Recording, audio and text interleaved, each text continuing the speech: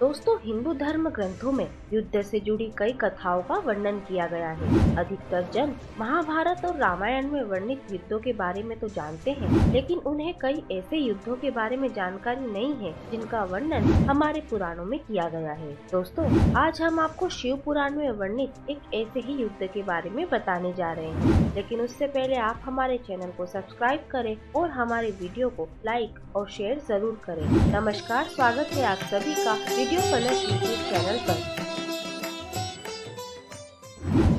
दोस्तों, शिव पुराण में वर्णित एक कथा के अनुसार एक दिन भगवान विष्णु माता लक्ष्मी के साथ शेषनाग की शैया पर विश्राम कर रहे थे। उसी समय सृष्टि के सृजनकर्ता ब्रह्मा जी उनके पास पहुँचे। आंखें बंद होने के कारण भगवान विष्णु को ब्रह्मा जी के आने का पता नहीं चला और वे सोए ही रहे। यह देख ब्रह्मा जी क्रोधित हो उठे और विष्णु जी से बोले, मेरे आने के बाद भी तुम सोए हुए हो, जबकि मैं तुम्हारा स्वामी हूँ। उसी समय विष्णु जी की आंखें खुल गई और ब्रह्मा जी के मुख से अपने लिए ऐसी बातें सुनकर उन्हें भी गुस्सा आ गया। लेकिन फिर भी मन को शांत कर उन्होंने ब्रह्मा जी से कहा, हे प्रिय, आपका स्वागत है और आप किस बात को लेकर क्रोधित है। विष्णु जी की बातें सुनकर ब्रह्मा जी ने कहा, हे विष्णु, मैं जगत के साथ साथ तुम्हारा भी संरक्षक हूँ। पूरे जगत में मेरा सम्मान किया जाता है और फिर तुम मेरा अपमान कैसे कर सकते हो। तब विष्णु जी ने कहा, हे ब्रह्मा, तुम तो भली भांति जानते ही हो कि मेरे अंदर पूरा ब्रह्मांड समाहित है। तुम भी मेरे नाभि कमल से ही उत्पन्न हुए हो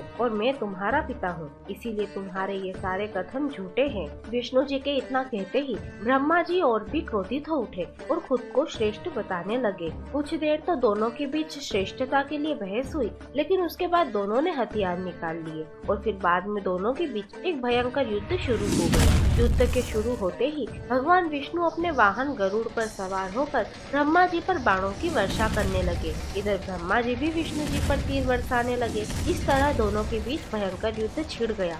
ब्रह्मा जी पर अपने बाणों का कोई असर न होता देख विष्णु जी ने ब्रह्मा जी पर महेश्वर अस्त्र से प्रहार किया, जिससे बचने के लिए ब्रह्मा जी ने पशुपास्त्र चला दिया। दोनों अस्त्रों के टकराने से पूरा ब्रह्मांड कांप उठा, लेकिन इसके बाद भी दोनों के बीच युद्ध चलता रहा। युद्ध का कोई भी परिणाम न निकलता देख सभी देवी देवता डर गए और स्वर्ग से कैलाश पर्वत पर भगवान शिव से मिलने पहुँचे। वहाँ पहुंचकर देवताओं ने शिव जी को विष्णु और ब्रह्मा जी के युद्ध के बारे में बताया और किसी तरह युद्ध रोकने के लिए कहा। देवताओं की बात सुनकर भगवान शिव ने कहा, मुझे इस युद्ध की जानकारी पहले से है।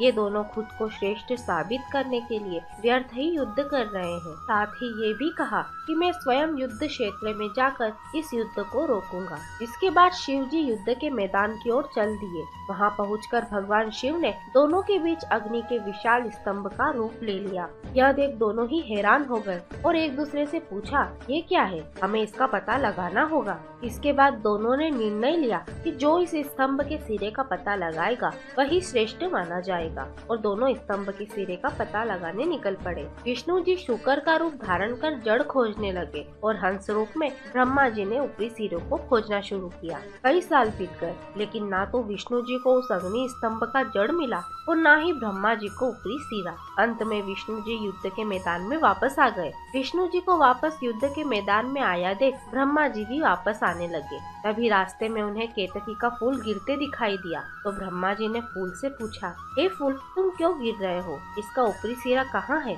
तब केतकी के फूल ने जवाब दिया कि मैं तो इस अग्नि स्तंभ के बीच से कई सालों से नीचे गिर रहा हूँ, इसलिए मैं नहीं जानता कि इसका शीर्ष कहाँ है। तब ब्रह्मा जी ने उससे कहा, हे केतकी, अब से मैं जैसा कहूँ वैसा ही तुम करना। तुम मेरे साथ नीचे चलो, मैं जो भी विष्णु जी को बताऊंगा उसमें तुम मेरी गवाही देना। इतना कहकर ब्रह्मा जी केतकी फूल के साथ युद्ध स्थल पर पहुँचे, जहाँ विष्णु जी निराश बैठे थे। ब्रह्मा के पहुँचते ही विष्णु जी ने उनसे कहा, मैं इसके जड़ को नहीं खोज पाया। यह सुन ब्रह्मा जी भी खुश हो गए और उन्होंने विष्णु जी से कहा कि उन्होंने अग्नि स्तंभ के ऊपरी सिरे को खोज लिया है और इस झूठी बात की गवाही केतकी फूल ने भी दे दी। तब विष्णु जी ने ब्रह्मा को खुद से श्रेष्ठ मानते हुए उनकी पूजा की। ब्रह्मा जी के झूठ से क्रोधित होकर शिव जी तुरंत अपने असली रूप में आ गए। शिव को देखकर विष्णु जी खड़े हो गए और उन्हें प्रणाम किया। यह देख शिव जी ने विष्णु जी से कहा कि मैं आपसे प्रसन्न हूँ। आपने श्रेष्ठ बनने के लिए झूठ का सहारा नहीं लिया, इसीलिए आप भी मेरे जितना ही पूजनीय निंदनीय है। और ब्रह्मा जी को अहंकार का दंड देने के लिए भैरव को उत्पन्न किया और भैरव को ब्रह्मा के उस मुख को काट देने को कहा जिससे उन्होंने झूठ बोला था। यह सुन विष्णु ने भगवान शिव से ब्रह्मा जी को क्षमा कर देने को कहा। विष्णु की स्तुति पर शिव जी ने ब्रह्मा को तो माफ कर दिया, लेकिन साथ ही ये भी श्राप दिया कि आपको ना तो कोई सम्मानित करेगा और ना ही आपकी पूजा होगी। और केतकी फूल को सदा के लिए शिव जी ने अपने गले से त्याग दिया। तो दोस्तों, यदि व्यक्ति किसी कार्य को करने में असमर्थ हो तो उसे अपनी असफलता को स्वीकार कर लेना चाहिए, जैसा स्वयं भगवान विष्णु ने किया। और इसी के साथ हमारी ये जानकारी भी यहीं समाप्त होती है। हमारे इस वीडियो को अंत तक देखने के लिए धन्यवाद।